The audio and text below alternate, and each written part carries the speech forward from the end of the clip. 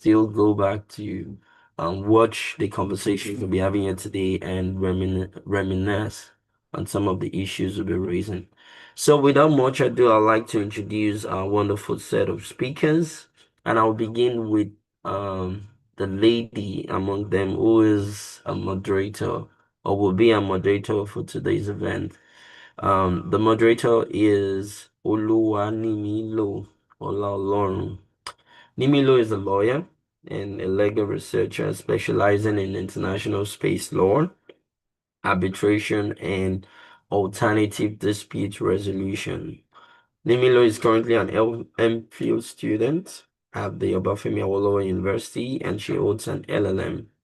And our postgraduate research focuses on the legal and regulatory frameworks governing outer space, which is one of the focus of our conversation today, with a bias for resource utilization on the moon and Mars, as well as the application of arbitration in resolving extraterrestrial disputes. As a matter of fact, yesterday was International Moon Day, and it was a way of commemorating man's first landing on the moon. But beyond that, we're also looking at how nation states around the world have begun to appropriate the use of space for both strategic, economic, and political purposes. And this is why having this conversation now is very important. So once again, we welcome Nimilo to this platform. Next is Dr. Samuel Oyewole.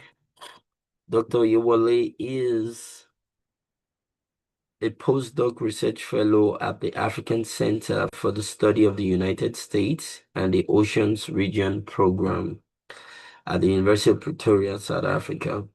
He also lectures in the Department of Political Science at the Federal University of Oye-Ekiti, Nigeria, and his research spans African affairs, aerospace defense and strategic studies, crisis management, ocean governance, development, and international relations.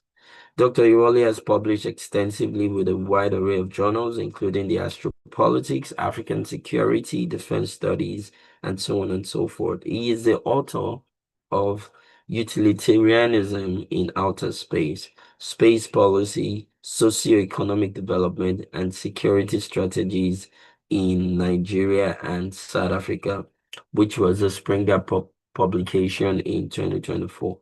Please welcome with me Dr. Samuel Oyewole. Another key guest we'll be hosting today is Tando Mate. I just chatted with him a while. I'm not sure he's joined us here. Oh yes, Tando is here with us now. Tando is the co-founder of the Spatial Sense, which is an aerial mapping startup based in Zimbabwe, which is focused on solving developmental challenges like agricultural shortages and what have you using geospatial technology. Its focus also is on land resource management, agriculture, conservation, and the mining sectors. Tando is an optimist for Africa's space program and has spent his time researching and writing about the trajectory of space policy in Africa. I'll have you know that also Tando was an alum or is an alumnus, I beg your pardon, of the Yali Mandela Washington program. And that program usually trains Africans best to learn about how to apply their knowledge to social innovation. So please welcome again Tando Mate to the platform. Then I also have Dr. Yinka Ahmed. I don't have so much of Dr. Yinka's profile with me, but I will post it on the platform as the conversation goes on. But I would let us know that Dr. Yinka Ahmed is of the Bashir Adeniyi Center for Economic Innovation at the Nigerian Institute of International Affairs, Lagos. And his research obviously is around economic issues and economic development. Today, Dr. Yinka would be taking up the lead from Dr. Adesua, who is the director, who is the lead of the Basity Center at NIA. You're welcome once again, Dr. Ahmed. Then I also have Dr. Lasisi Salami. I'm not sure Dr. Salami has joined us yet. He did mention to us that he had a previous engagement. Hopefully, he's able to join us soon.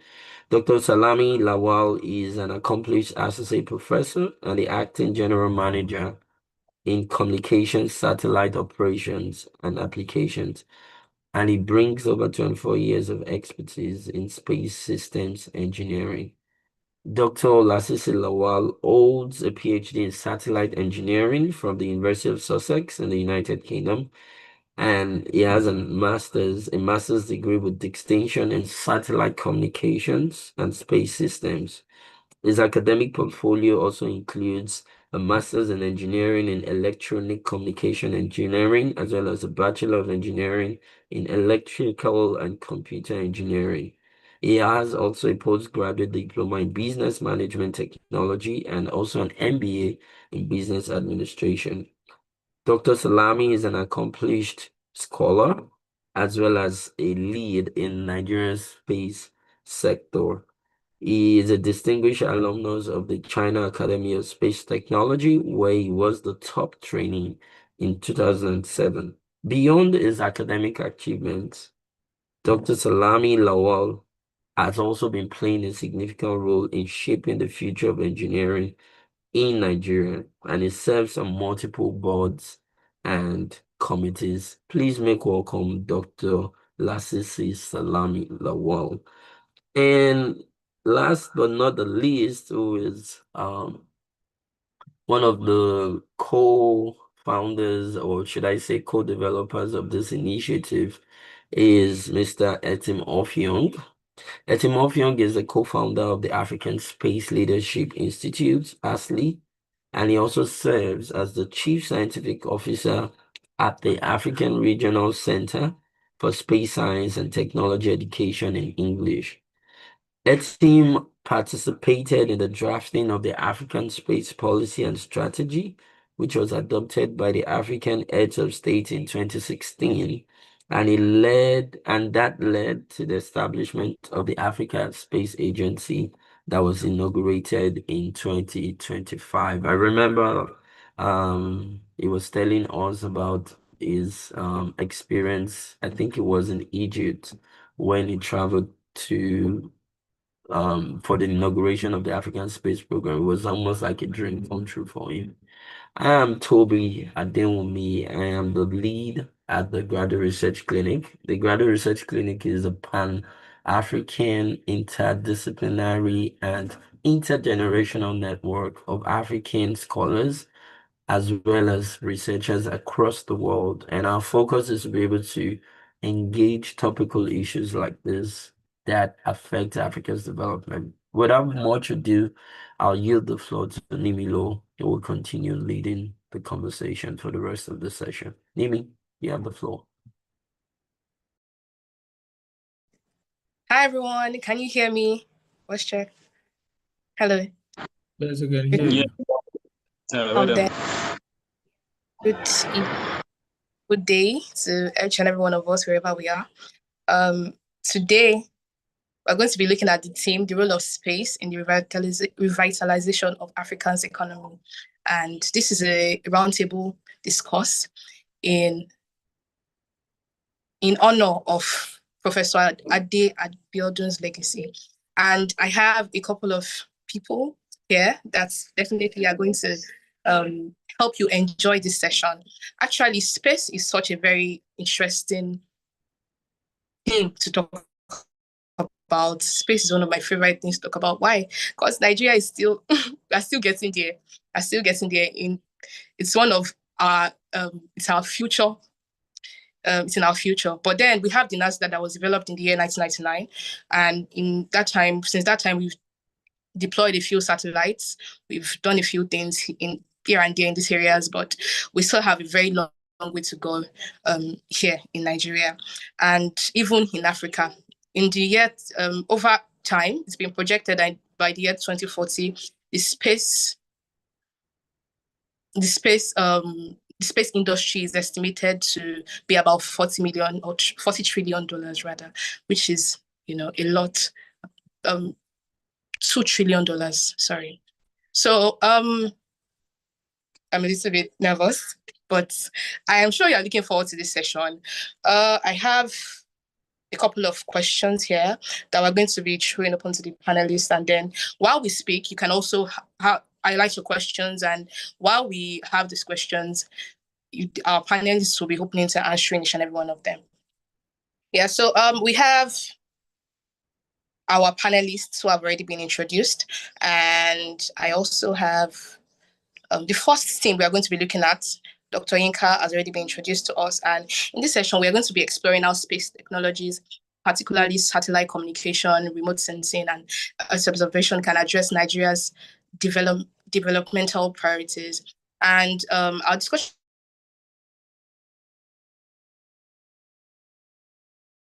will focus on how space environmental monitoring and national security, while also unlocking new markets, jobs, and investment opportunities that diversify the economy beyond oil. Actually, it's a very wonderful team for me, especially because it's a focus or a research area for my PhD research. I would say my PhD is a little bit different. We're talking about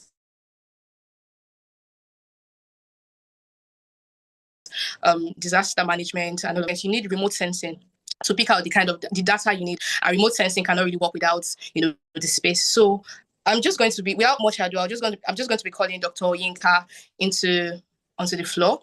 And sir, welcome, sir. Can we put our hands together? Comments? How can we type in the comments? What? Sorry. Hello, please, can you hear me? Yes, we can hear you, sir. Oh, thank you. Once again, my name is Yinka. So can you hear me?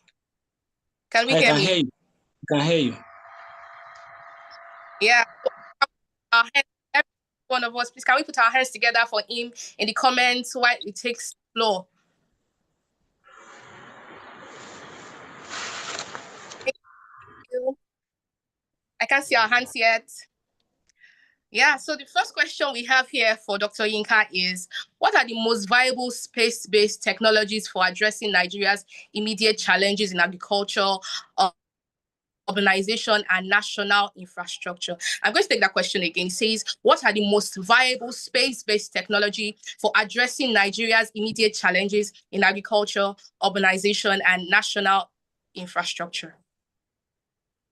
You have the floor. Thank you. Thank you, ma. Good evening. I welcome everybody to this particular program. Once again, my name is Yinka Ahmed.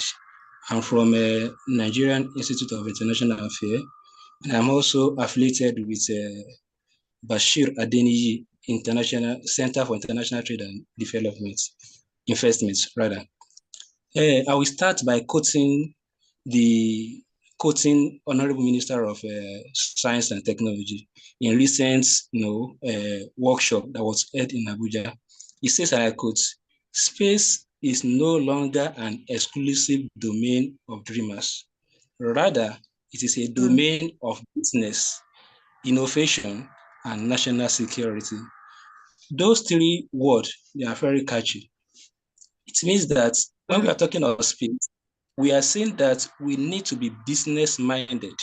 We need to be innovative, and we also need to be careful to be ensure that we secure our territory. That is what it means. So that's really says a lot about the goals that we should be targeting when we are talking about the space. So I will start by saying that, as you said before, there's we need to really diversify our economies, and this particular aspect gives us the kind of opportunity to explore the space, so to know how we can move away from a few sector dependence to multi-sector dependence.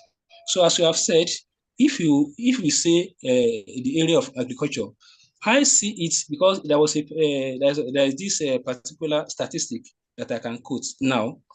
When we say the as far as Nigeria is concerned, the level of contribution is very low we just have about 0.2% of the contribution of space to Nigerian GDP.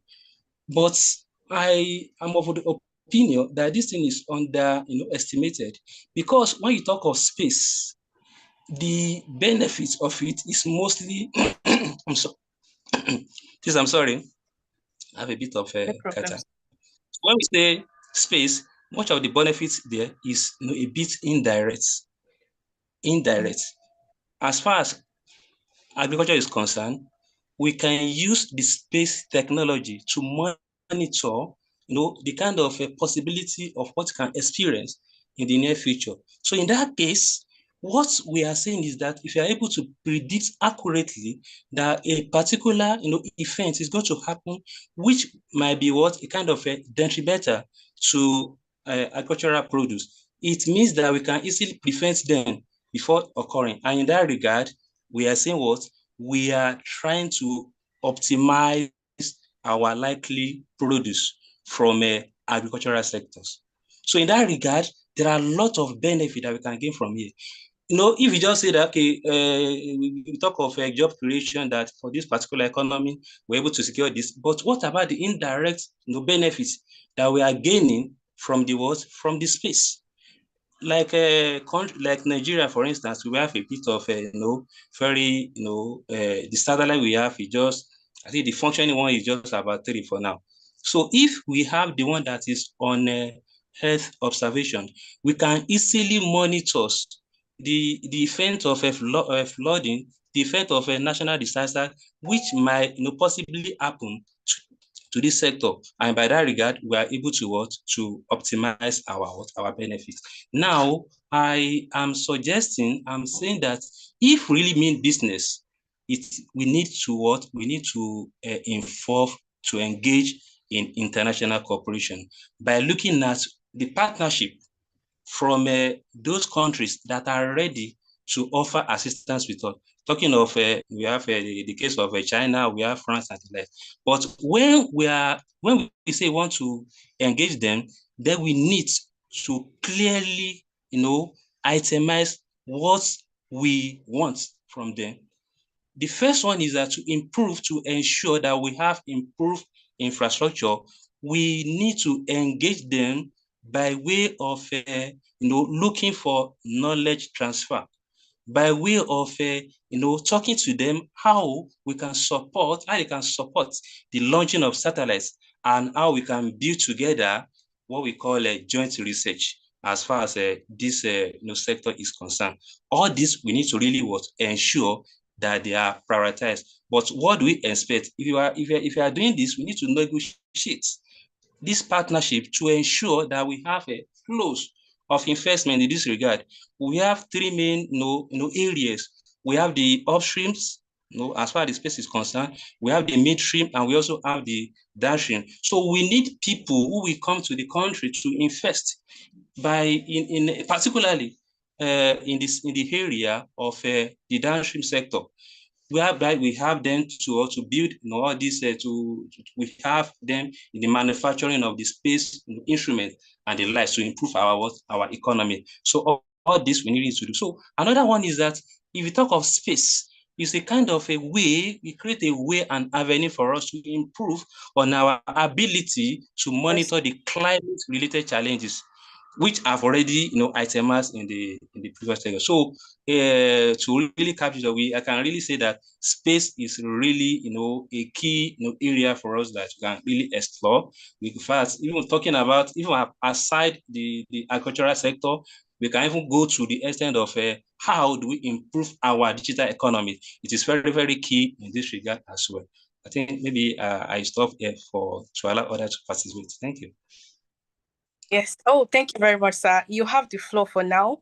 Although we have a couple of questions here for you, so we are going to be timing it, if that's okay. If it's okay to get 2 minutes per question, we still have about 7 more questions here for you. So the next question we have for you here, it says into national planning frameworks across ministries and sectors. I'll take that again. How can satellite communication and Earth observation be better integrated into national planning frameworks across ministries and sectors? You have the floor, sir. Hello, can you hear me, Doctor? I can hear you now. Can you hear me? Okay. Yes, sir. Okay, this is just that we are not just considering Nigeria, we are considering Africa as a whole. Yes, I know. Thank you. There is this particular thing that I really need to mention, and that is the issue of our education system across Africa. We need to, there are many things that we do that I think we need to re-strategize them, particularly our education system, because this provide a way for us to really improve on the space system. If we're talking of a national planning also involves planning for the education as well, planning for the economy and all the likes too. So when we say space economy, for us to integrate them into our national plan, we talk of how do we provide funding to ensure that we have them in we have them in abundance. For instance, as I said before, our satellite, the satellite that we have is a bit, not many. So we need to improve this. So for us to do this, we need to ensure that for our education system, let's reprioritize this. There are so many courses that we do in university that we need to at least to change them to the science-oriented courses, planning that, okay, for the next couple of years, we want to address this issue to ensure that, okay, our education system is improved beyond all these courses that are not relevant for the growth and development of the countries. So all these key aspects of courses need to be put into our education system. And again, we need to really plan economically for this particular sector. The amount of money that's being put in this sector is a bit low. I can even say that, like last year, there are a lot of things that the government is planning. Generally, for instance, I'm taking an example of Nigeria for now, that is planning to do for the country, but now they are not in because of what there is no accurate planning for this. So African need to come together to ensure that we have long-term planning for the space, so that when we are talking of the next 4, 5, the next 10 years, we be saying that, okay, we are now reaping the benefits of our investment in the space. If we do not plan very well, if we do not invest into this sector, then what are we saying? We are not going to get much from it. But when we plan accurately, we put this the funding, we divert funding into this sector as far as African is concerned, then we can say that in the near future, we are going to get this and this from this sector. The investors that are coming from abroad, they cannot just come and say they want to invest into the continent. No, they want to see the effort they have been able to put together. In that regard, if they also see that, okay, these people are really trying, then they will come, the environment will be okay for them to come and invest. So here, the African leader, we need to come together to ensure that we have accurate planning for the space technology into the continent, so that in the near future, we can be talking of the benefit they are going to get from this particular sector. Thank you. Thank you so much, Dr. Yinka. We are going to be taking another panelist now, Dr. Samuel Oyewole. And Dr. Yinka said quite a lot. And one thing I narrowed down, which actually applies to my school, here in OU, and I wanted a research focus for my MPhil that was going to be at a particular time, rather, that was going to be on space law, but it was rejected. And I believe that one of the reasons was that there were inadequate infrastructure, not enough lecturers that really knew about this, even though it's a focus area for my research still, my PhD and my MPhil as well. So for Dr. Samuel Oyewole, we have a few questions here, sir, and you'll be having the floor for the next 7 minutes. I have 2 questions for you here, and I'll just take the first one. It says, Why should Nigeria's space diplomacy priorities be in the current global order, and how can they align with its broader foreign policy? I'll take that again. How should Nigeria's space diplomacy priorities be in the current global order, and how can they align with its broader foreign policy? Can you take that one more time? That's for me, but the question is for me, right? Yes, I sure Yes, can. okay. Take that again, please, one more time. The question for Dr. Samuel Oyewole. Salami, yeah. Okay. Yeah, I'll take that. It says, what should Nigeria's space diplomacy priorities be in the current global order, and how can they align with its broader foreign policy? Did you get that? Okay. Thank you very much. Sorry, Dr. Lawal, Okay. just a minute. Sir. Okay. It seems there's a bit of confusion. Okay. Oyewole is taking the question on space diplomacy. We'll get back to you later on. So there is another Dr. Oyewole. I don't know if you're Oyewole by any chance, but there is another Samuel Oyewole who is taking the questions on space diplomacy. But you are free to also comment on it when the questions are put to you. I hope that's fine, sir. Thank you, sir. Okay, thank you. Thank you for the question. Okay. I think for us to talk about alignment of Nigeria space diplomacy with foreign policy, first we have to clarify the meaning of space diplomacy. Diplomacy in itself involves the act of managing interaction between, among, and across nations. And then when it comes to space, it means that it involves activities that deal with managing interaction between, across, and among nations in relation to outer space, which is relatively beyond the airspace domain. And then now considering Nigerian foreign policy objective is clearly stated in Nigerian constitutions, Nigeria 1999 constitution to be specific. That include Afrocentric concentration of Nigerian foreign policy to prioritize Africa, again, to promote international peace and development and so on, to protect Nigeria interest in terms of security and to promote the welfare of its citizens. And for space diplomacy that promotes such foreign policy objectives, need to concentrate or prioritize promotion of Nigerian welfare, the welfare of Nigerian citizens. The earlier speaker identified the issue of how to use Nigerian satellites to advance socio-economic agenda or interest. And now, when we look at Nigerian foreign policy generally, foreign policy and diplomacy, we have both bilateral and multilateral diplomacy. And at the bilateral level, Nigeria has used its space diplomacy in certain way.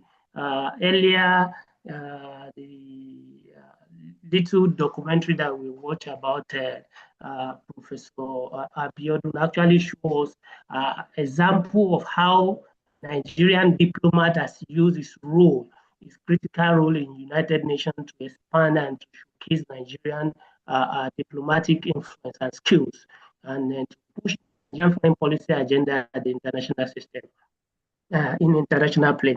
So bilaterally, Nigeria has collaborated with a number of countries to advance its space agenda and to advance its foreign policy. The first satellite owned by the country, NICOMSAT-1, was built in the UK. Why that's Nigerian Sat-1. Why NICOMSAT-1 and 1R was actually built and launched from China. Nigeria has collaborated with Russia in terms of launching some of the satellites, including Nigeria Sat-1. And then Nigeria collaborated with Japan on EduSat-1. These are instances of bilateral cooperation between Nigeria and other countries to achieve its space policy objective and foreign policy objective of advancing the welfare of its citizens, development, and security of the country. Nigerian military satellite launched 2 years ago from China. These are cases of collaboration at the bilateral level. between Nigeria and some of these identified countries. Again, there are multilateral dimension to Nigeria space diplomacy as well as a foreign policy nexus. Nigeria joined United Nations Committee on Peaceful Use of Outer Space in 1973 and declared its interest in space at the meeting of Economic Commission of Africa and Organization of African Unity in 1976. That shows the bilateral nature of Nigeria ambition, the initiative and the origin of Nigerian foreign policy, which also aligned with space diplomacy. Again, looking beyond that, Nigeria is a member of United Nations Office on Space, Outer Space Affairs. Nigeria also hosts the African Regional Center, as earlier identified, African Regional Center for Space Science and Technology Education in Ile-Ife. Again, Nigeria is a member of African Space Agency and one of the major countries, as earlier introduced. Mr. Hetim actually play one of the major roles in conception of this dimension, which shows the role of some Nigerians in conception and development of African space diplomatic landscape and international affairs. So these are cases, for instances, of how Nigeria has used its foreign policy to project its space ambition and its space diplomacy to project its foreign policy ambition.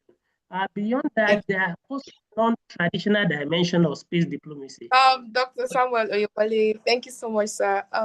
Sorry to cut you short. We have another question for you, and we actually have 4 people on this panel so that we don't exhaust our time while we are at it. So I'm just going to be taking your second question, and if it's not so much to ask, we'll be asking you to just take 2 minutes for this question.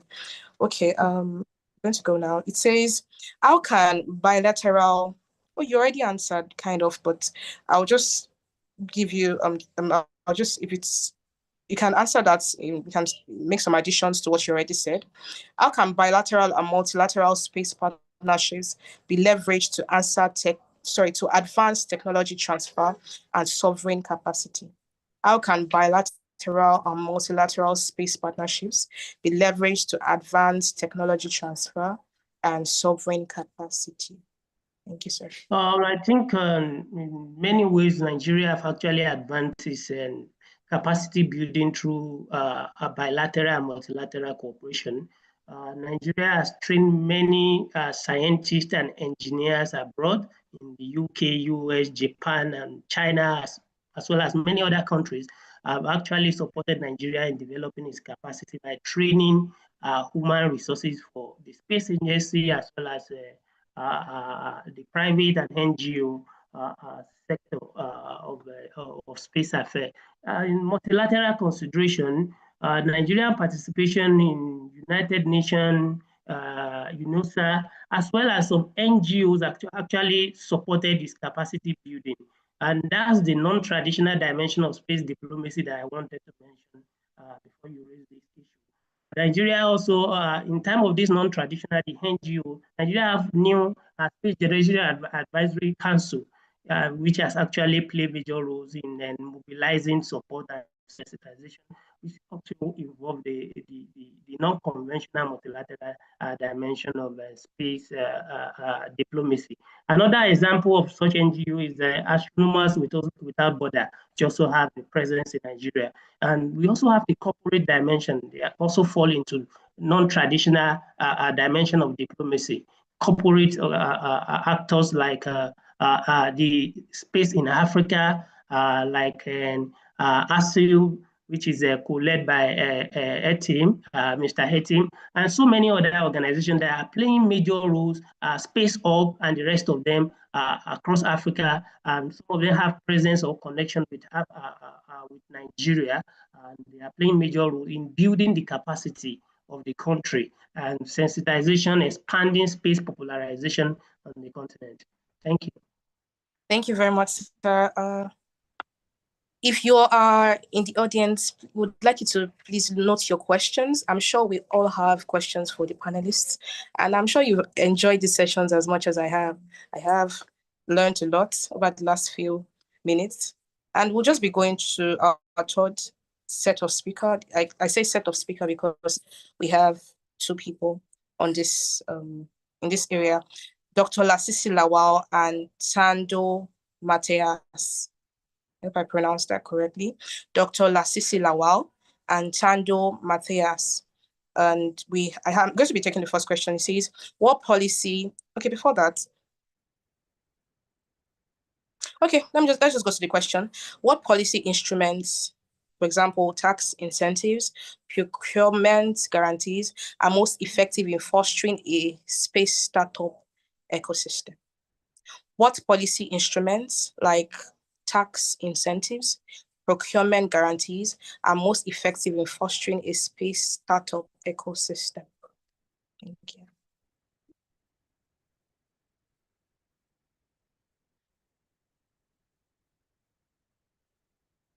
Okay, let me take that then. Thank you very much. Just leaving another program here, and I'm joining late. My apologies for that.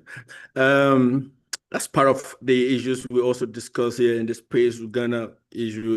Issue of deficit of funding, infrastructure deficit, and of course, issues also talent retention, capacity building, brain drain issue. You get it, poor remuneration, and all of that.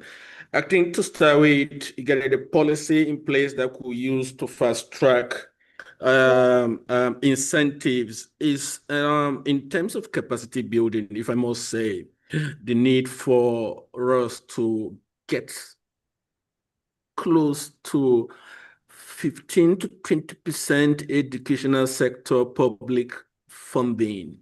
You get it? That's UNESCO's requirement. We're not even anywhere close, but I'm happy the current administration is doing a lot. I'm narrowing down everything to Nigerian scenario. You get it? Because that's the key issue.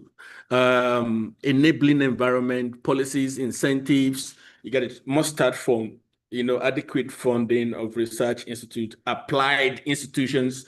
When you talk about applied institutions, like in Germany, China, then you're looking at space research agencies. This is an applied institution, or even Institute of Technology and all of that, where you could actually venture into space science and technology. You get it? And of course, again, some kind of percentage reserve for probably some kind of funding, just like what we're having recently in terms of funding innovation fund, which is almost kicking off. That's a very good incentive. You get it, innovation fund from Ministry of Science and Technology. You get it, so that we can get space. Infrastructure is not cheap. It's a very serious business. For the last I'm ashamed that for the last 15 to 20 years, we've not been able to get a very key cornerstone in the aerospace sector that will flourish and engender capacity building. Because it's not what we teach in classroom theoretically. You get it? It is the facilities where people can have access to softwares, simulation software. They don't come cheap. Again, of course, today's new space and space engineering sector is all about having computing infrastructure with computer-aided design, like your Pro-E, your AutoCAD, some engineering, other softwares. Then, of course, computer-aided engineering, which helps you simulate what you have designed. Then, of course, for those that can afford it, which is part of AITC now, computer-aided manufacturing, where you can print out your 3D after feeding the files. These are the things we need. You get it? That's why you could see the kind of difference already Egypt is making, Algeria making a difference already. Why? What is necessary? They don't have two heads. They don't have better heads than us. You get it? We have well-trained engineering professionals from UK, US, and China. But what is lacking till this day is, a design, assembly, integration, test center. You get it? Probably the kind of designs we have, I still have the documentation as far back as 2004. You get it? Which was a request from President Olusegun Obasanjo. What does it take to have that facility? And China went into production of PDR documents, CDR documents for implementation of Nigeria's AITC. It was after that Ethiopia came up with this with China. Then you also have Egypt. And today we have Nigerian engineers going over there. That shouldn't be the case. But of course, that's collaboration. We can't do without in this sector without collaborative effort and team. But it will also be good. Part of what I talked about here today is, regional AIT centers, because no matter what you teach in the classroom, when students can see that, when they can interact with that, they can have a feel. I'm an associate professor at Usman Danfodio University. Each time I teach that light communication, I move my students to NTA, Nigerian Television Authority, nearby, where they have a feel of amplifier. They have a feel of low noise and everything. I also ask them to go back home and look at that DSTV, that direct to home infrastructure. This transmitter, and you see, when they come back, read, and I ask question, you can see the paradigm shift in the way they situate themselves. They're not just cramming. They're beginning to understand what is being taught. This is what is lacking. You get it? Then the other incentive, again, is the incentive for Nigerian universities, research institutes from policy point of view. You get it? To allow industry practitioners, just like we have in Germany, China, to come in to university environment and also lecture. Not a situation, imagine somebody with 30 years experience, 35 years experience. You get it? And you want to tell him he's an instructor. How do you expect him to feel? You don't even have the money to pay him as an research institute. You're calling him instructor. In USA, they call him professor of practice. In India, they call him professor of practice, even when he doesn't have PhD. If he has a PhD, then of course you get it. You had liberty to give him a tenure. You get it, or non-tenure. You get it has an adjunct visiting professor. Adjunct. Thank you very much. We are unreceptive. I must say this with our sense of responsibility. Our research institutions are unreceptive to industry practitioners. You get it? We only have professors of practice. So there must be some kind of policy that comes in place. I'm happy already Council for Regulation of Engineering in Nigeria is already adopting Washington Accord, which is outcome-based engineering. And what outcome-based engineering does is you must embrace industry practitioners. You get it? Because outcome-based engineering is actually in tandem with students getting to understand. You want to bake students that are ready for the industries. That's what it means. So these are the kind of incentives I want to see. And also, tax incentives. What's about time? What is wrong in access? Dr. Lasisi, because of our time, I apologize. We may not be able to continue because of our time. So we're going to be going to the next question. We have a second question here. It's for Tando Mate. It says, how can universities and research centers be better integrated into a national innovation framework for space technology? I know many of us will actually have questions for Dr. Lasisi and our other keynote speakers. So like I said earlier, please note your questions. We definitely would love to hear them and would love to get, as much benefit from this as possible as well as you. Okay, so Tandomate, the floor is yours. Thank you very much. It's quite timely for us to ask this question because it segues appropriately into what Dr. Salam was saying in terms of uniting research and actual practical use cases of things. So when we're looking at research centers. I remember when I started my master's in the UK, one of our professors was clear about it from day one. They actually said, our job here is not to teach you, even though we're your professors. Our job here is research. We get paid research grants and so forth so that we can advance knowledge. And so teaching you is something that we do as an extra. Otherwise, our main job here is to advance research, and the purpose of having a university is to advance research. So if you look at it from that perspective with African universities now, you know, we were talking about, you know, with Yinka, talking about the downstream and upstream and so forth. If you really look at Africa, our power at the moment lies in the downstream. Since we do not have sufficient funds or sufficiently dedicated funds to build rockets and to build satellites that go into the upstream, what we have is the skill and the capacity that is necessary for us to develop applications for the use of space technology on the downstream. So that's in communication, healthcare, all forms of sustainable development, Earth observation solutions, and so forth and so forth. So there's really a need, number one, to create a market for these technologies. How can we switch our policies in order for us to see our universities as producers and then see our nation as clients?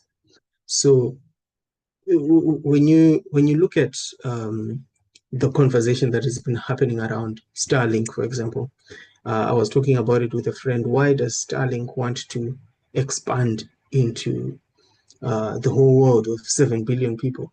Why is Starlink, you know, fighting over use rights in South Africa, a country of 60 million people, yet they have an addressable market of 300 million people in the US? So you see that space technologies, for them to make sense in terms of return on investment, you need a very big market.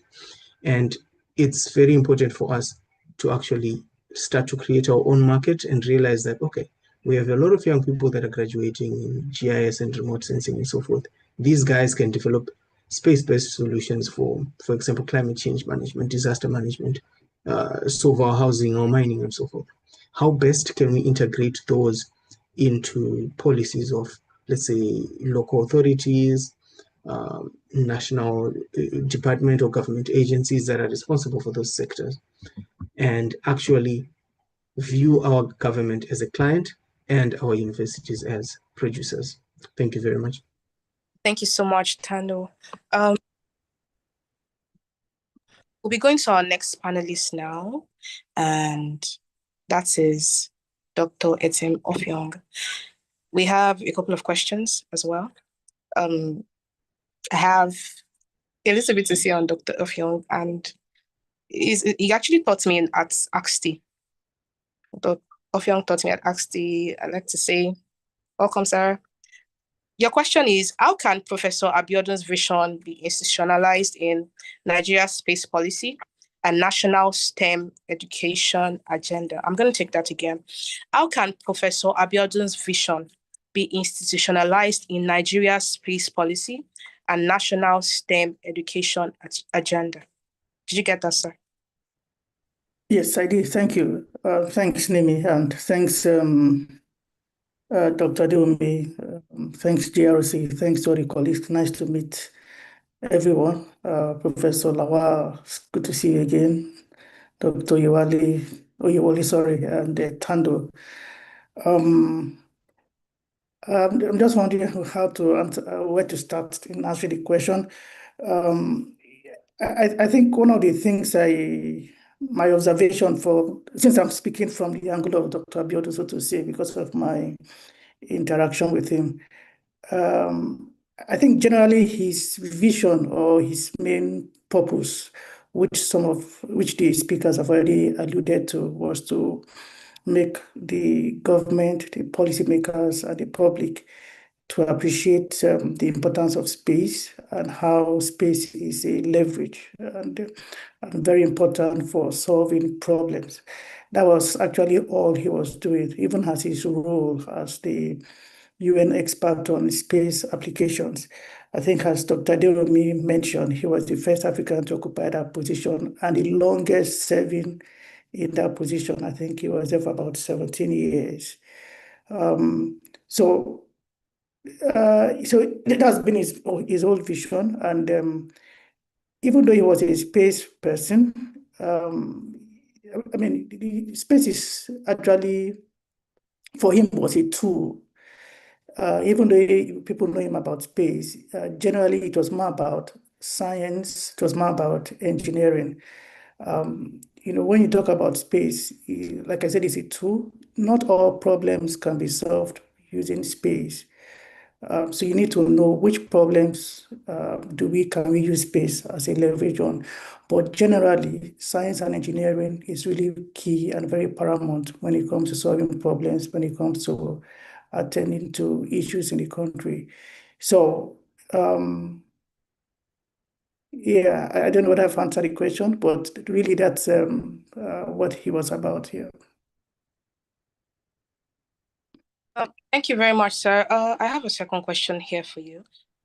But also, I'll just be commenting on Professor Abiodun's legacy and how Nigeria will do a lot I'm looking forward to Nigeria doing a lot in the coming days in immortalizing what he did, for this nation, especially because a lot of people are breaking out more in the space industry.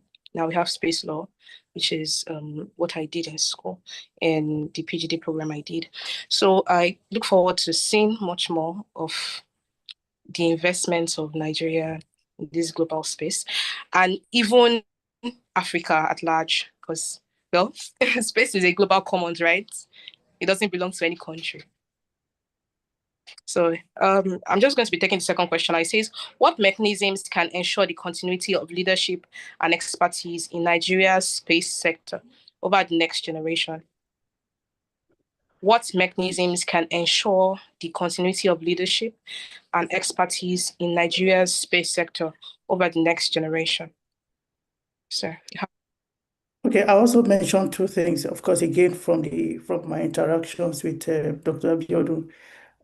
One of the things about him was a less focus on persons and individuals and more focus on institutions. We should be less focused on people because people come and go.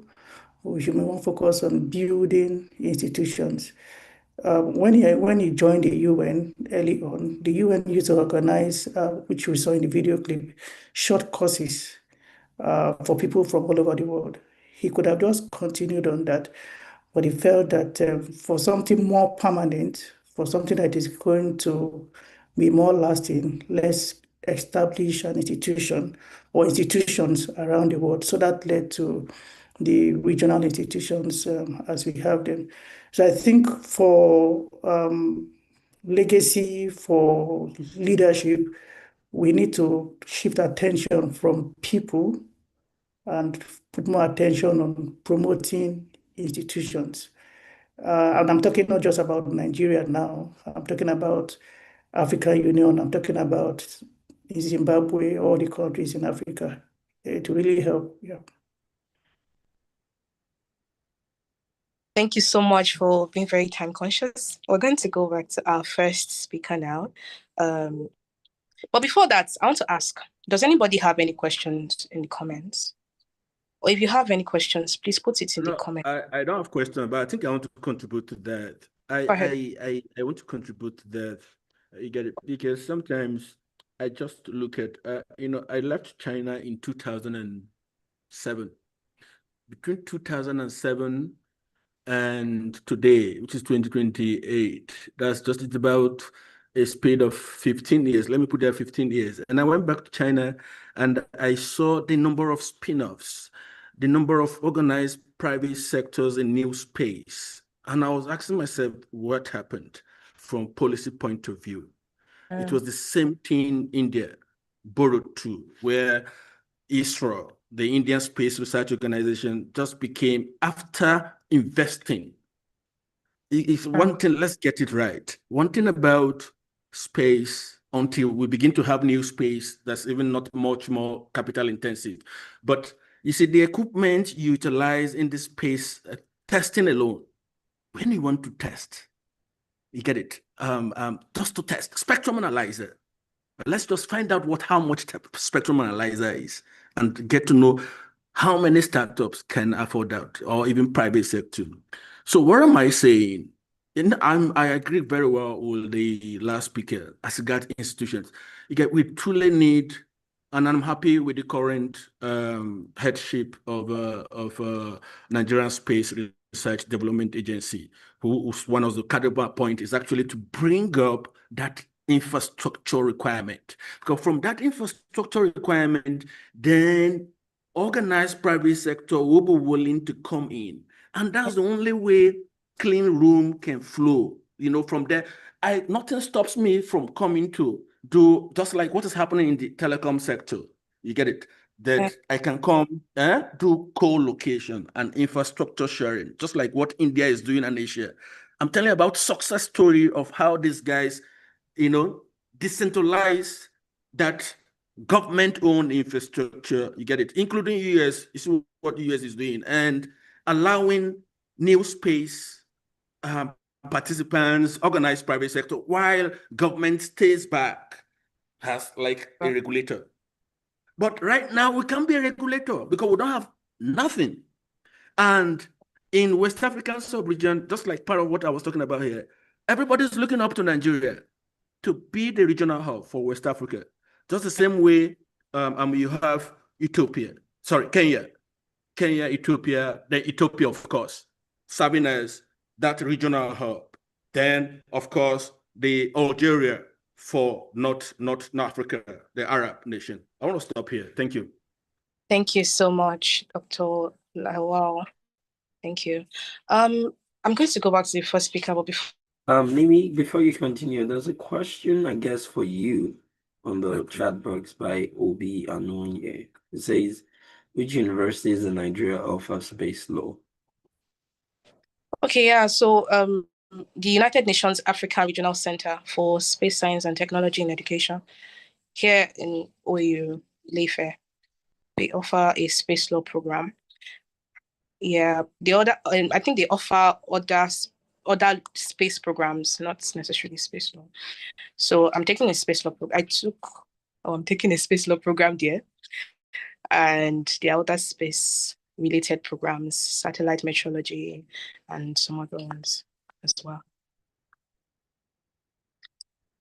Anyone has any other question in relations rather to what we already discussed? Okay, I just want to add something to what Dr. Lawal said just now. The government taking a back burner, especially in relation to space activities, doesn't necessarily seem like a good idea, but space entrepreneurship, well, looking at the possibilities that are coming, I believe that once they start extracting resources and every one of those things, it's possible that Nigeria can actually have gain so much more grounds based on, investments from individual organizations that consider Nigeria a hub. Well, who knows what might draw them, but one way or the other, it's a possibility. It was just a thought, and I thought to share maybe, So I'm just going to be going back to our first speaker. Sorry, Mimi, if I can comment on the question about space law. And of course, we can also, the other colleagues can also comment also. From where I see it, there's really no institution that is offering a degree program in space law, a degree program in space law. The regional center where you is offering a postgraduate diploma program in space law. That certificate is accepted by some institutions, is not accepted by some. But in Nigeria, and actually in Africa, there's really no institution that I'm aware of that is doing a degree program in space law. I know that Niger Delta University started something, but I think it appears there was no market, in quotes, for it. So I don't think they continued with that.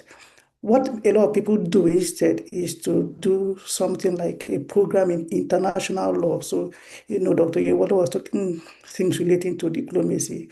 So in some institutions like in OAU, if you do international law, very likely you're going to come across space law program there. In South Africa, where I'm actually based in Pretoria, there's also, well, they used to do a program in space law, but at the master's level. And that program, I think, is every 2 years. I don't know whether it's every year, but it's okay. Dr. Yewolo can confirm that.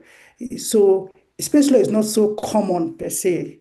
And in fact, my opinion right now is that you don't really have to say you want to do space law, especially at the first degree. You can do law, do anything law, because whatever law you do is necessary in the space sector. If you do intellectual property law, we need you in the space sector. We need those who do commercial law. We need every aspect of law. Privacy law is all needed. So don't just say, oh, I just have to do space law for my, no. You do law, do anything that you're interested in. Then maybe as you go, if you see, because sometimes you have to look at where you're going to get a job because you need to survive. You need to take care of yourself. The market, that sector is not so wide. So that's my thinking. But I think it's just my own personal view to that. Thank you, Dr. Pyong. I'll just also add that I think if you do space law, the PhD in space law, you can also practice in telecoms law. Because I have a friend that is also graduating as well, and his practice area is telecoms, but also he came around to do the space law for the credibility. So I hope that answers your question. Obi Anoye, are you there? Okay, yeah, so we'll just be going to our next question. It says that this question is for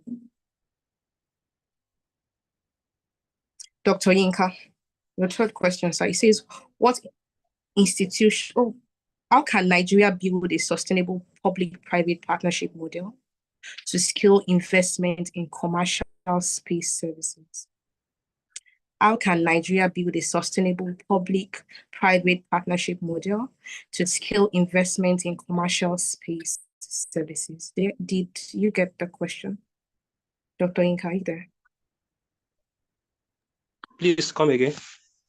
Okay. How can Nigeria build a sustainable public-private partnership model to scale investment in commercial space services? Okay, thank you. Yes, sir. Yeah. Thank you. So how we can really, ensure that we build up a private public partnership to ensure that we have, higher, investments, volumes as far as space technology is concerned. I would like to say this, that honestly, we need, as the previous speaker has rightly said, when we talk of investment, there's no, we really need to talk about the financing aspect of it. The government alone cannot do it. And this is Nigerian, as we said, has to come up because Nigeria is a country, by population, by everything, we're number one. So we are the one that we need to really come to the forefront to ensure that this one is really done. So I am of the opinion that all this, the bank that we have the Afrexim Bank, we have the African Development Bank, all this one, they need to provide adequate funding for to come in this regard, to provide funding for those who are willing to invest in this regard. And government too can also come in by creating incentive for the investors in terms of what we call tax incentive. It can be in form of a tax holiday. When you see somebody trying to invest in the countries, you can just assure him that when you come here, for the next few years, you are going to be waived of paying tax. And at the same time, we can come in form of access to finance. That's why I made mention of the banks that we have. When they are ready to provide a fund for those who are willing, of course, they come in. And in that regard, they come in, the partners with the private sector, they partner with the public to ensure that this particular sector is developed. Also, we talk about the regulatory support. We need to create support in terms of a regulation. What we ensure that the regulation we're going to have will be a kind of friendly for those who are here to invest. And I'm happy that we have a speaker that have talked about the infrastructural support. We need this particular thing, whether it's going to be a kind of to ensure that we don't have a repetition. When we have it to be available, others can leverage the one that is available to tap it, to also ensure that they also grow in this regard. And we talk about the capacity development as well. These are the things that we need to venture into. For us, the private sector can come in by what? By way of building the human capacity in this regard. Like you really said that there was a time that you want to even tend to do a particular course, and in terms of human availability, those can really take up the course. They are not there. So though we are saying we have them to be available, but they are not enough, especially in our various institution. So, and we need to be, market-based. There's need for us to, create a kind of a market-based incentive. When we say this particular thing, the government really needs to come in by ways of ensuring that they procure necessary program that we can leverage on. So all these things, when we put it together, the private sector, when it sees that okay, there is available finance for them to bid upon, then they are they'll be ready to partake in this particular program. And by that ways, we are going to gain more and more in terms of attracting investors from abroad. And in the long run, we are going to have our our GDP to be much more than we have currently. The space technology, in fact, we have not really tap into it. So we need to inform the private, we need to inform the public so that we ensure that we maximize our gain, we optimize our gain in this particular sector. Thank you. Thank you so much. Thank you so much, Dr. Yinka. Trust God that Nigeria will be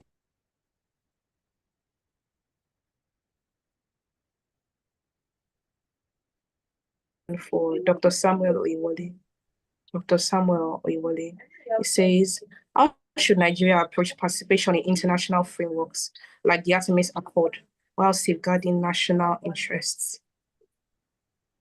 How should Nigeria approach participation in international frameworks like the Artemis Accord while safeguarding national interests?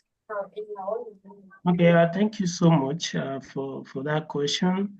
I think Nigeria can approach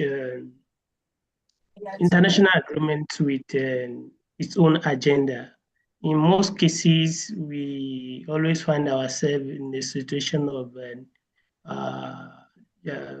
United Nations agreement, this general will, so many countries are signing this agreement, and sometimes pressure from great powers, because Nigeria signed the Artemis Agreement, they also joined the Artemis Agreement, but there's no clarity on what the benefit Nigeria plans to derive from the Artemis Agreement.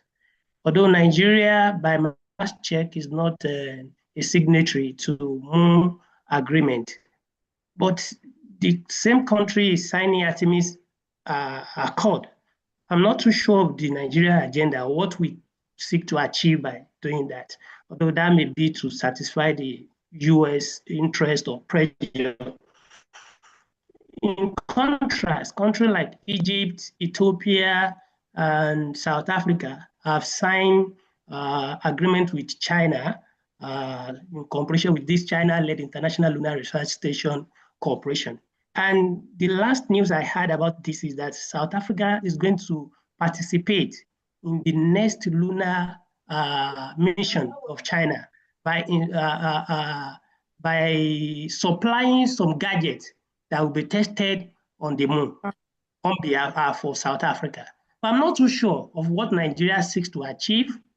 Concretely, from the Artemis Accord is not yet public, so I can't make comment on that. So Nigeria needs to prioritize its own agenda, its own interest, technological transfer, not just signing agreements without concrete plan of what we are going to benefit from it. Sometimes we sign some agreements that are not to our interest in the long run.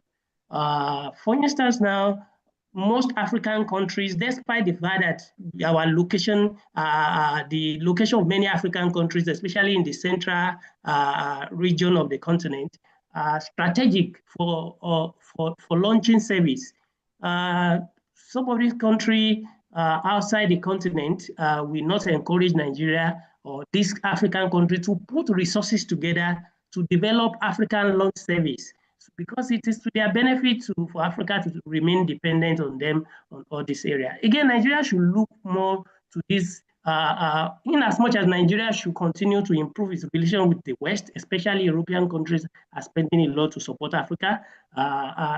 US have certain level of restriction in transfer of space technology. However, Africa can also explore, Nigeria should explore this South-South cooperation with China, India, and with African countries like South Africa. Some of these countries are also making significant progress that Nigeria can actually benefit from. So we should look beyond just signing agreement for signing's sake to concentrating on our own interest. Let me make a comment on the public-private partnership that you identified earlier. Just a straightforward comment. Nigeria already has some initiative in relation to that. There's a collaboration between Space Agency and Proforce recently on a number of satellites to launch a number of satellite constellation for the country. And that's one example of how public-private partnership can actually work. Earlier before this, I'm aware the Nigerian Air Force, the Space Agency also collaborated with some other organizations in time of to develop a guided missile. So these are areas that involve some private sectors and some university. I think we just need to build on this and expand on it. Thank you. Thank you so much, Dr. Samuel. I also want to add, I think you already mentioned something in that regard as well. Based on Section 12 of the Nigerian Constitution, no treaty has any force of law until national legislations have been signed in that regard. So unfortunately, we don't really have so many specifics in terms of national legislations that can be equivalent to the Malta Space Treaty, for example, the Liability Convention, the Registration Convention. We don't really have any of those, yet. We're still in the boardroom or whatever rooms, that we are to do those. So I think one way or the other, we can also rearrange that question to see Nigeria, to some extent, already has international frameworks as their national interests safeguarded, because we cannot implement these international frameworks until national legislations are created in the equivalent. Thank you so much, Dr. Oyewole. Okay, Obi has it. Obi, we'll take your question now. You can go ahead. Okay. Mine may not be question, it is a contribution. All right then.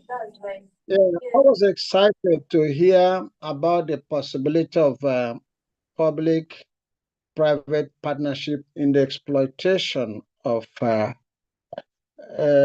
space recharge products by way of commercializing it.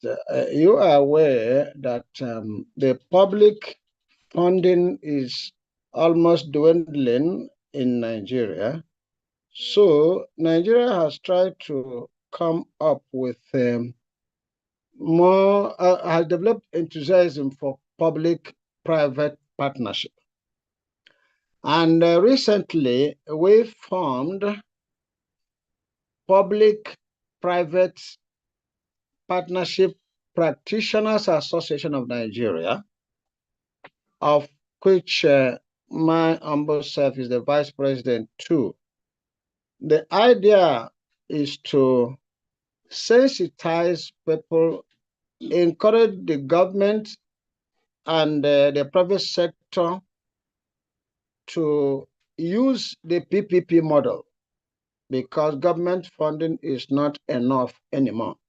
Now, we want to provide expertise so that if foreign investors are coming, they will know that there are practitioners who can do advisory services.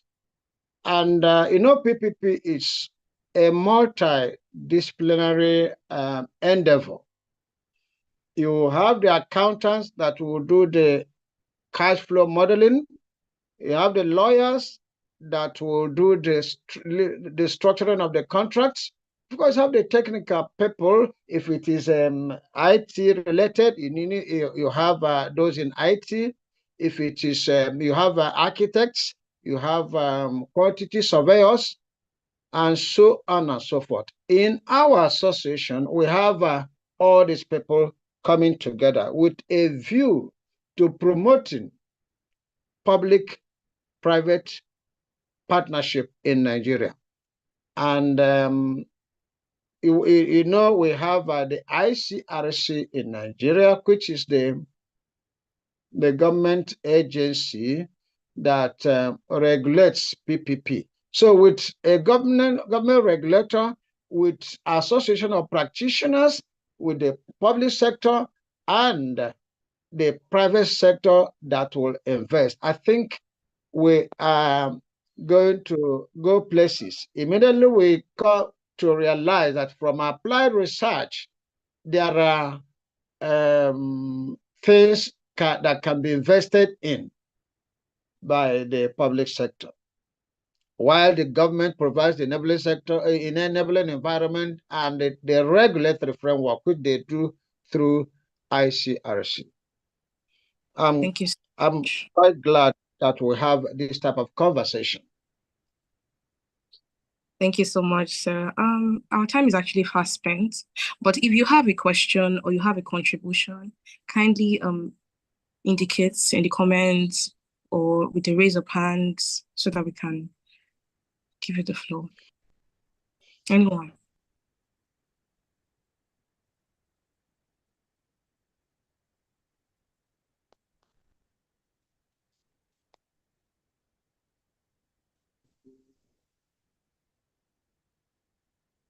Okay. Okay, since we don't seem to have any question or contribution, or is there someone I'm missing?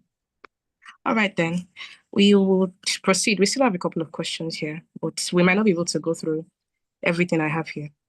One way or the other, I believe that God will strengthen us, and every single one of us will be able to go with something tangible, especially on this part from this panel. Yeah, so this next question is actually for Tando Mateas. The question is, what role should local investors and venture capital play in financing early stage space ventures? I'll take that again. What role should local investors and venture capital play in financing early stage space venture? Thank you for that question. So what I've noticed is you keep interchanging the correct name with the wrong name. My name is Tando Mate. So there's no us at the end like Mateas. No. Yeah. So yeah. I want to approach this question from two angles.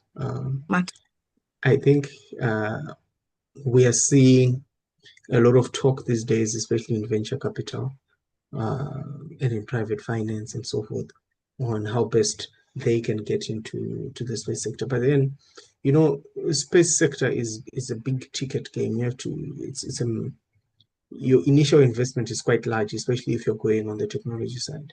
However, if you're going on the services side, then it's much easier to enter there, which I think Africa has quite an opportunity to do that. So when you're looking at it from a private sector perspective, there is need for increased confidence and also increased guarantee. It goes back to what I was saying earlier on the existence of a market. Venture capital is confident in you if you can prove that your product is a market.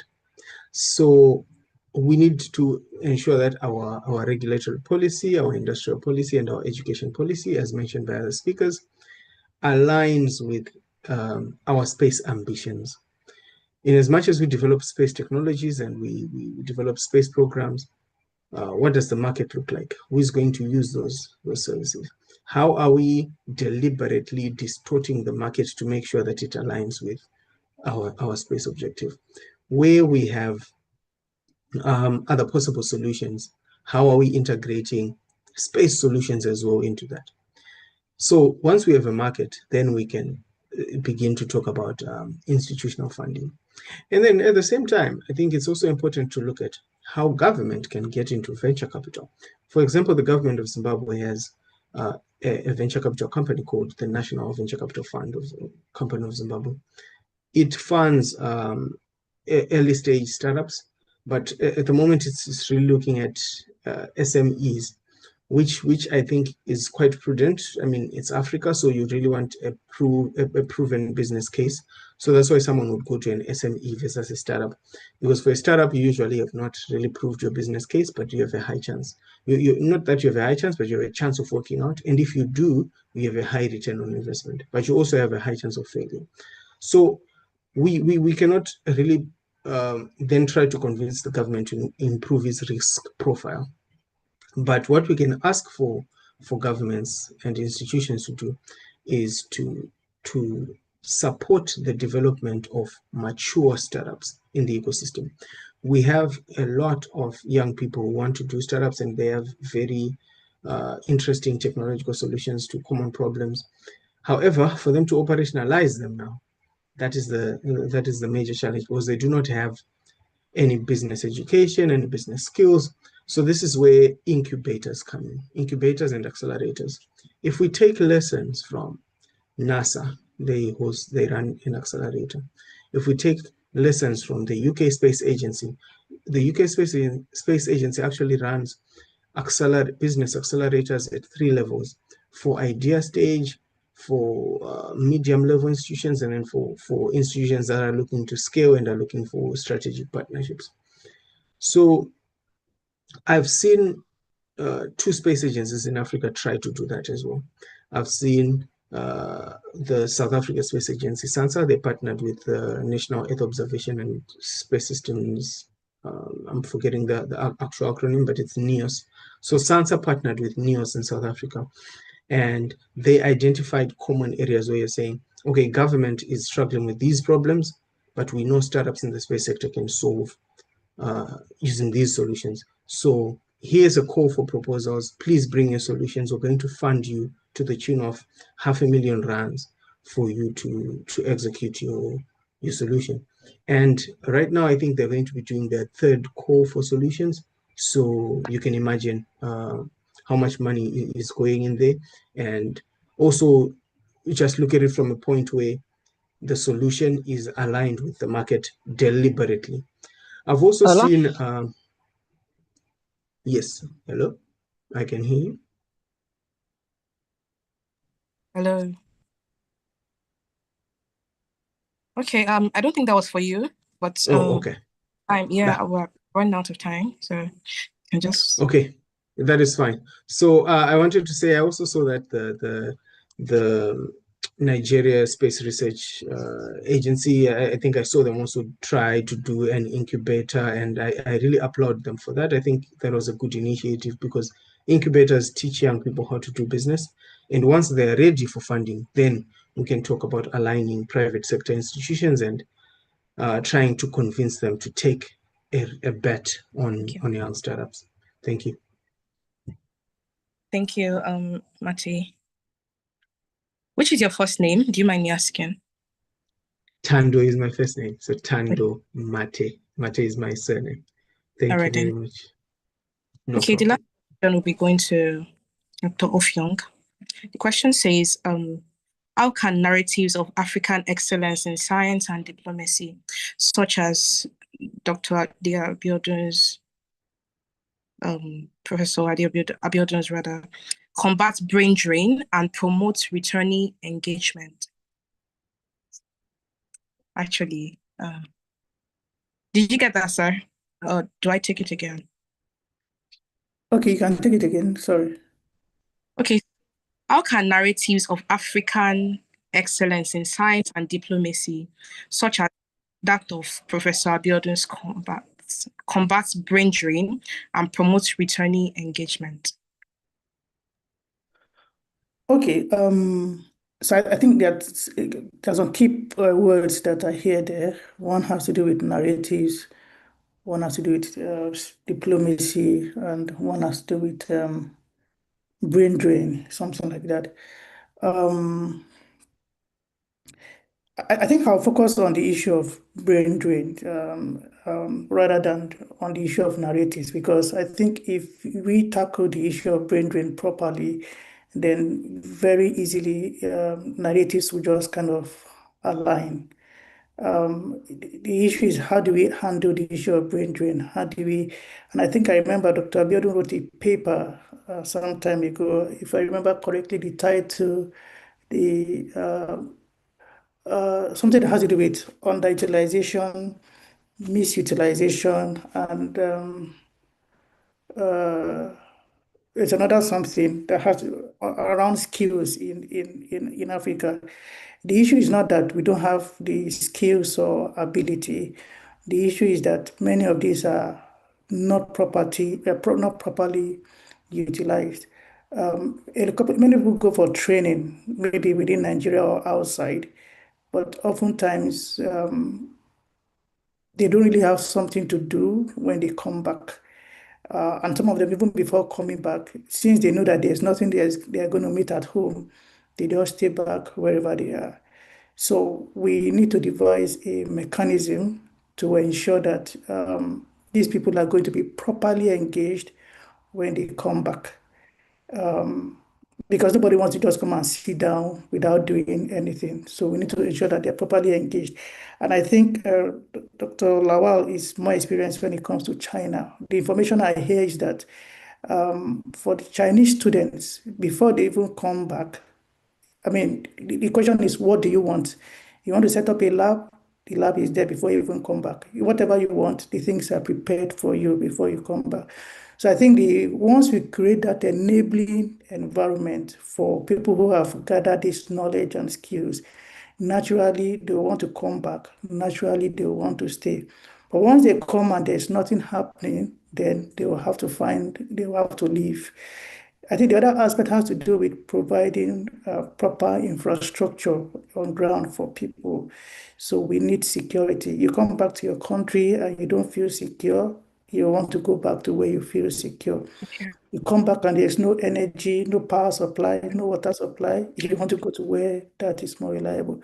So once we handle those things, then issues of narratives will just properly align in tandem with that. Thank you. Thank you so much, Dr. Offiong.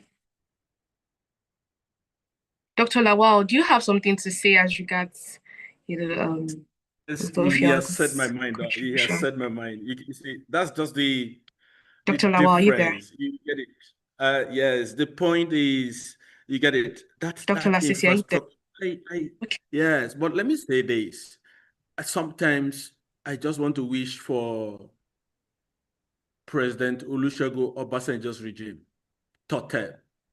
Yeah. I tell you, I prayed for that. You get it? Because I think one of the biggest challenges we have also is continuity of policies and program in nation when there's change of administration. If there is any president that was truly committed to ensuring that Nigeria gets it right in the space sector, it was President Olusegun. And there is a reason behind that.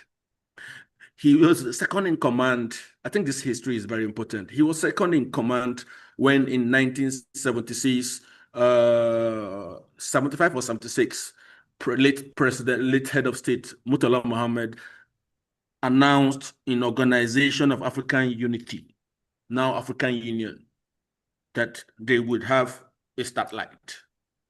You get it? You get it? At that continental level. But he didn't live to get that happened. And that was how that whole thing was truncated. And of course, he left as a head of state in 1979. When he came back in 1999, he had a chat with Bill Gates, and he told Bill Gates, what can I do to jumpstart, listen to this, what can I do to jumpstart industrialization in my country? Bill Gates told him, go launch a satellite.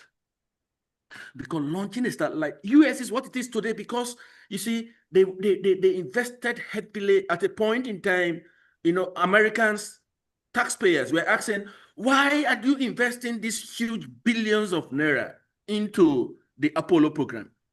But that investment translated to what you see today in US. You get a superpower because there will be spin-off, reliability, everything you see today, to calculator, to wristwatch, digital, everything was a spin-off from the space. So this was what Bill Gates saw, and he said, and truly, under him, we launched observation satellite. The next thing, he was the one that asked Borough Office, go and launch communication satellite. You get it? But meanwhile, at the Federal Executive Council meeting, Okonjo-Iweala, which was the Minister of Finance, was said, what is there is no value in launching satellite. He said, okay. He met Borough Office. He said, Borough Office, go as far as anywhere and get a loan. I'll back it up with sovereign guarantee. And that was how it happened. Part of the reason why we went to China. We didn't go to China because they had the best of technology. We went to China because of their willingness to train as much as 100 Nigerian engineers and scientists. Then, of course, loan with moratorium of 10 years and at interest at single digit. Part of what I wanted to say here, when people were talking about private sector participation, is even the likes of Dangote borrows money to do what he wants to do. I'm talking about one of the recognized, you know, billionaire. You get it, the number one billionaire in Africa. He borrows money almost at 15 to 20% from banks. That's why he's doing what he's doing, and that's why he wants to do what he wants to do again in electricity and all of that. But then I think part of what an institution needs to do in terms of that is actually the likes, just like I've seen in other places, is the likes, including France, what is Africa? Have you seen the success story of Afreximbank? And I'm happy the current leadership of the Nigerian Space Agency is already also towing that direction. These institutions, you get it. Look at the world-class health center they built recently in Abuja. Look at the kind of intervention they're having. So it's just a matter of packaging also a proposal with a moratorium of close to 10 to 15 years because you don't reap, you know, investment return quickly in the space sector. You get it? So you need that lock. You can't do space with organized sectors, organized private sector that will be borrowing money with these DMB banks at 30%, 26%.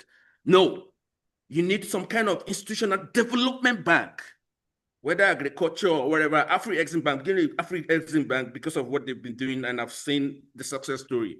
You get it with Professor Ararume.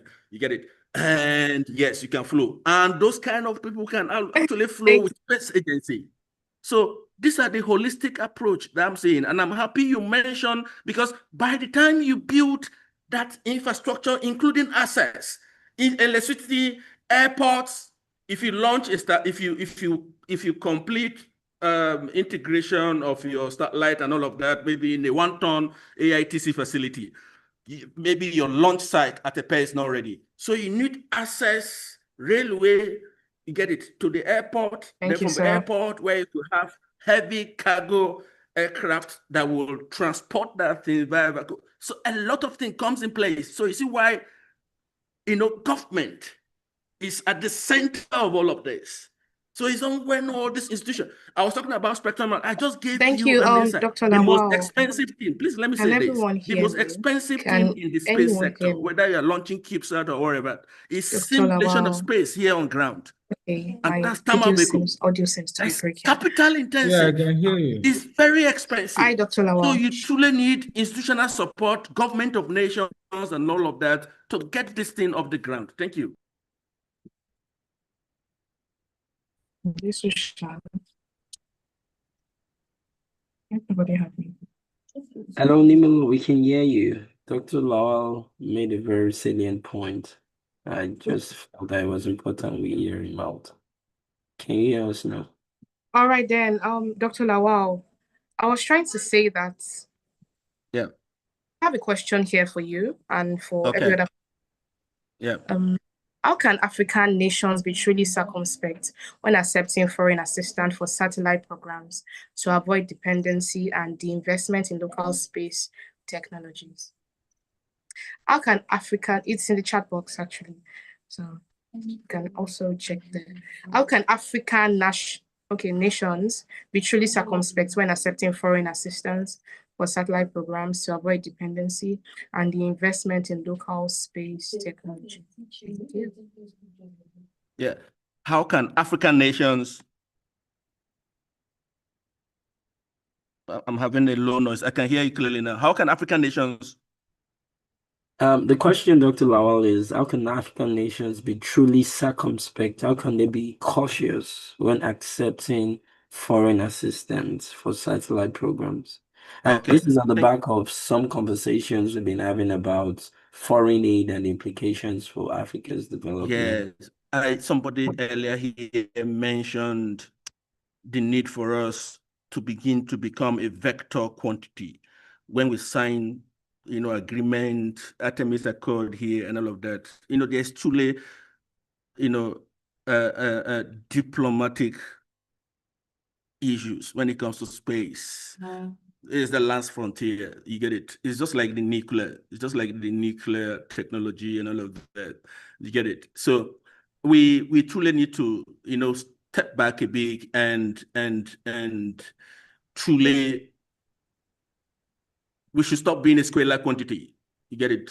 We just have magnitude. We just sign in here and there, moving here and there, and all of that. You get without direction. I think there's need for us to really sit back and articulate and see and agree on who to flow with. You get it? And once you're doing that, you begin to look at yourself first. Nigeria as a nation, are we an allied nation or non-allied nation? You get it? That's where to start from.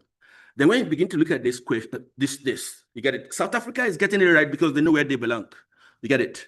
You get it? So from there, then you can begin to articulate yourself, because the truth of the matter is, look, the so-called training is just training the surface. If I don't look at you as a brother, you get it? That true training, you get it? You won't get it, except you steal. Yes, and do reverse engineering.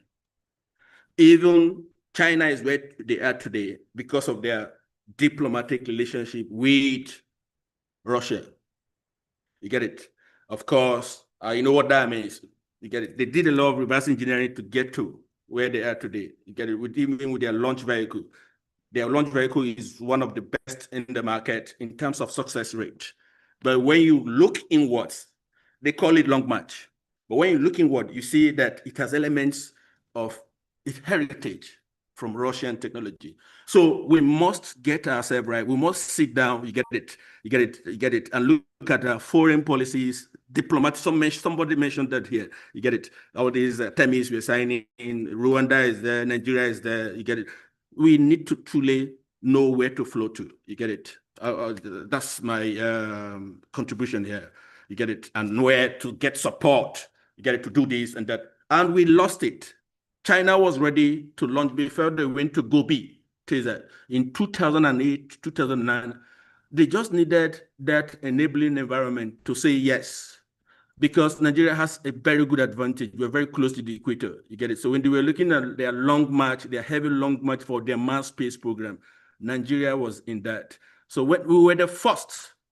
We're the first commercial export. China holds us in very high esteem. Thank you, Dr. Lawal. Can you hear me? Yes. All right, stop here. Thank you.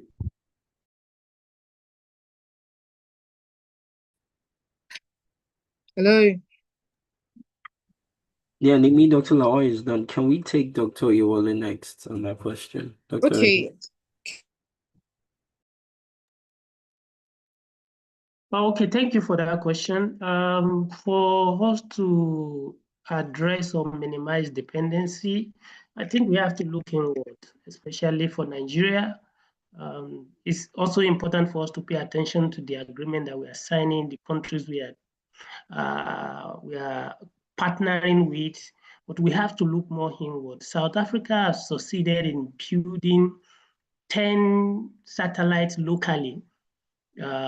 Nigeria is yet to build any locally, although Nigerian engineers were responsible for development of Nigeria SAT-X as well as EduSat-1.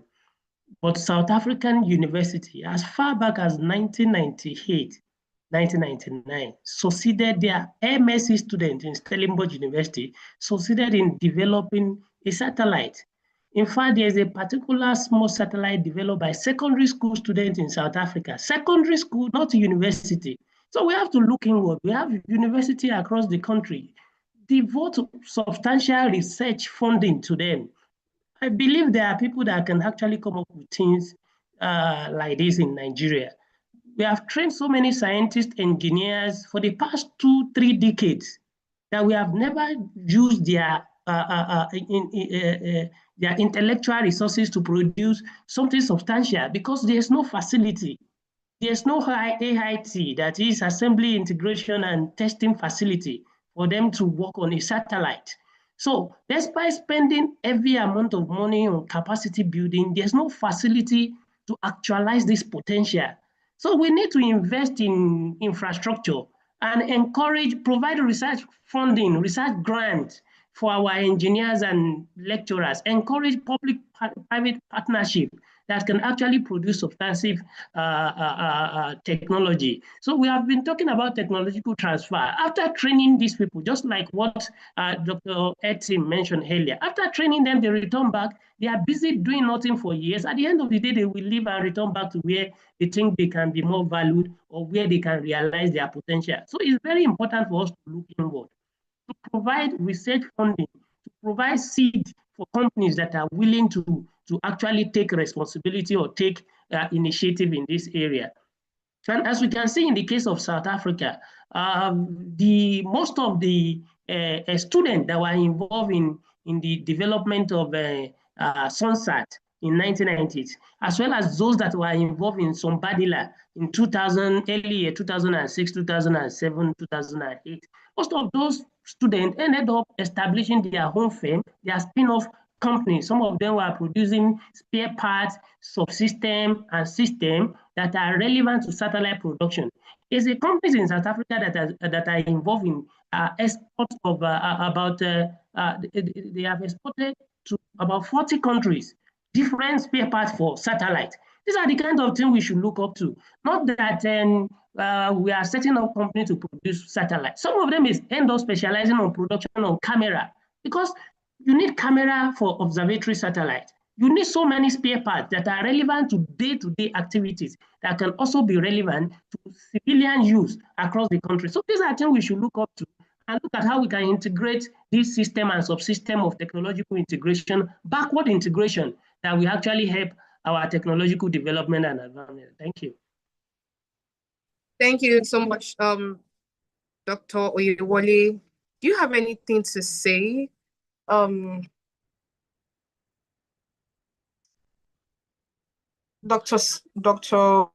Yinka.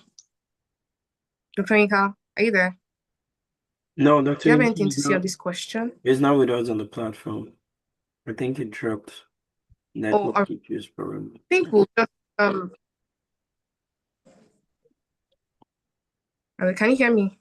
Okay, Yes, so we can hear you. we have come to the end of this. Oh no, wait, Nimi, we haven't heard from Dr. Ofiong on that question yet. Oh, Dr. Ofiong, do you want to say anything on this question? Well, my opinion is I hope it won't cause any, I hope it won't disrupt anything. I think it's about principle, national value. What do we stand for? It's a question of, is it how fast we go or how far we want to go? If we want to go fast, then of course you will need loan to build anything infrastructure that is very expensive. whether it's satellites, whether it's highway, whether it's dams or anything. But if you want to go far, it may take some time, but you may not actually need a loan for that. And I just build on what Dr. Yewole said. He used South Africa as a case study. South Africa would have gone to take loan to do anything they wanted to do, but they decided to take time, develop in-house capability, national capability. And now, at least, yes, Nigeria has capability, but South Africa has demonstrated the capability of building satellites from South Africa, and now they're developing launch capability.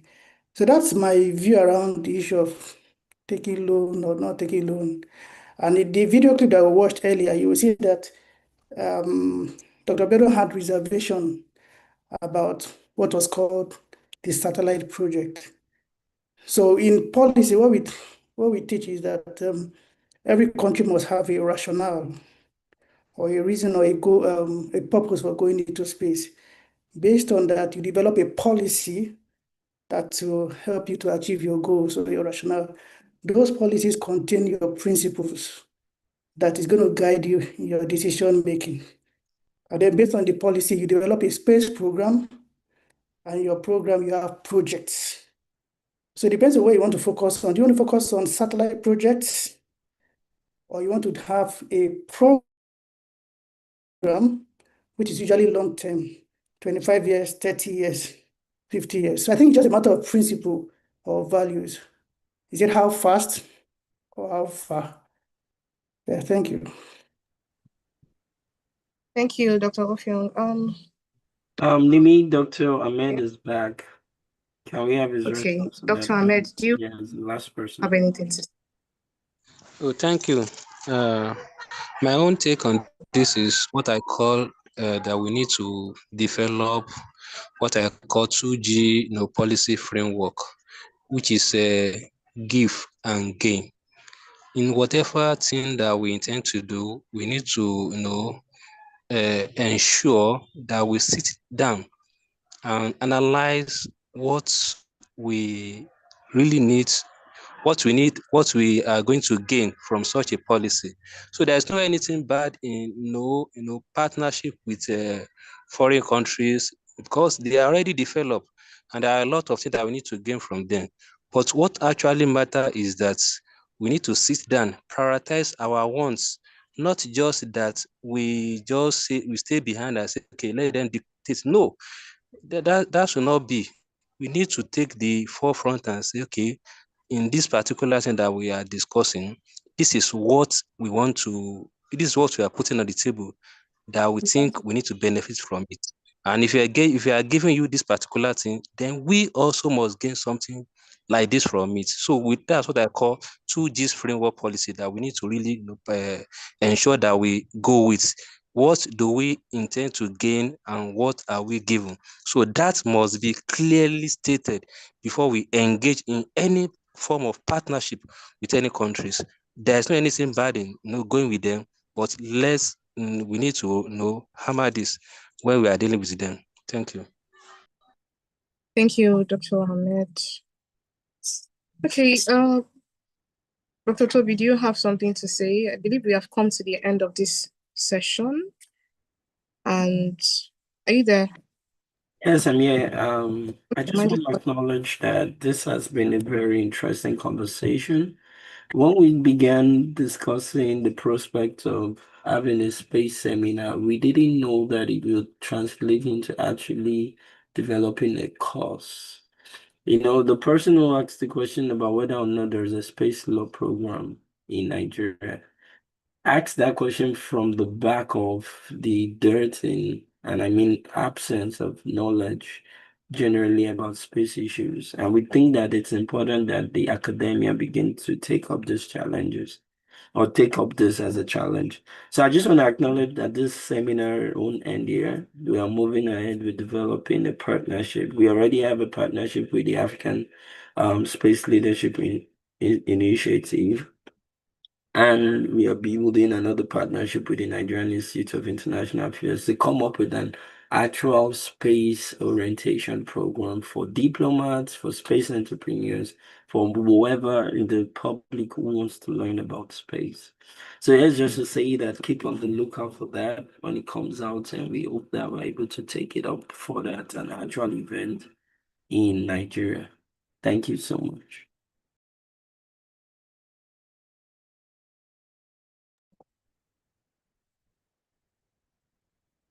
Yeah, thank you everyone. Thank you everyone, and thank you so much for staying till the end of this session.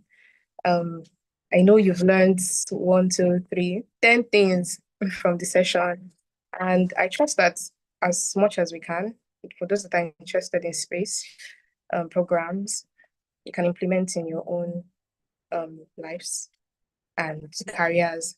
So we've come to the end of this sessions, and if you want a replay, you can also watch it on YouTube. We have the Graduate Research Clinic has a YouTube channel that you can actually find, and also named Graduate Research Clinic. I think our link was posted earlier, and I'm going to ask the team member to also post right now. Can we post our YouTube link in the comments so that anybody who desires to watch a replay of this sessions can go there and watch it? And I wish us a wonderful evening. Thank you so much, our panelists. Thank you so much for giving your time. Thank you so much for your commitment to this program and to these sessions. We really appreciate you, and we look forward to seeing much more of your great strides in the coming days. Wish you a wonderful evening, everyone. Bye. Thank you and bye. Thank you. Bye. Thank you very much. Thank you, everyone.